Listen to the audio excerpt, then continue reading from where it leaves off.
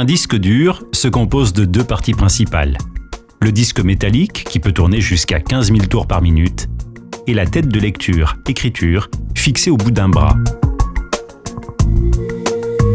Le disque métallique est recouvert d'une très fine couche magnétique. C'est un alliage de cobalt dans lequel chaque grain représente un minuscule aimant.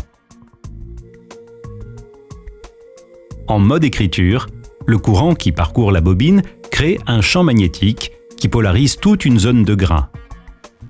Chaque zone matérialise un bit d'information, 0 ou 1, selon le sens du courant qui traduit le langage binaire de l'ordinateur.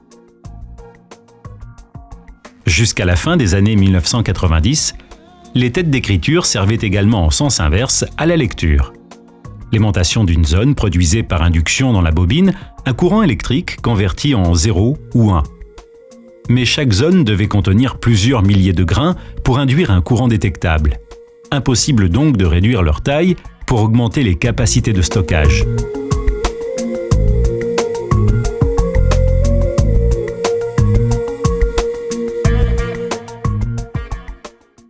La révolution est arrivée en 1997 lorsqu'on a commencé à équiper les disques durs d'une double tête.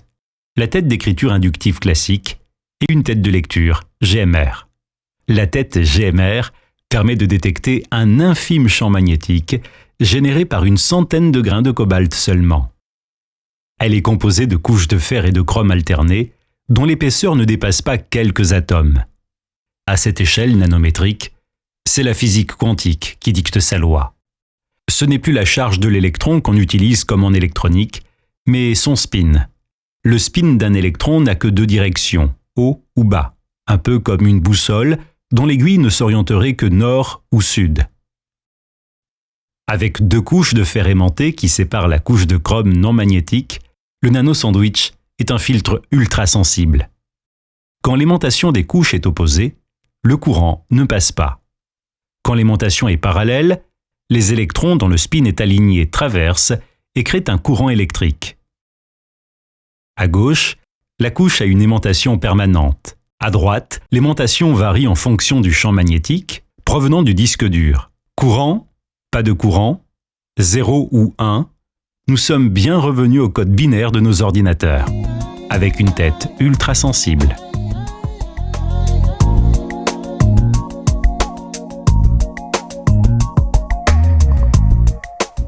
Le disque dur a désormais dépassé ses 50 ans d'existence. Le premier est né en 1955. Il pesait 1 tonne et contenait 50 disques de 60 cm de diamètre pour une capacité de 5 mégaoctets. Aujourd'hui, on stocke 100 millions de fois plus d'informations sur une même surface. Et les disques durs, autrefois cantonnés aux seuls ordinateurs, entament une nouvelle vie à l'intérieur des produits électroniques grand public.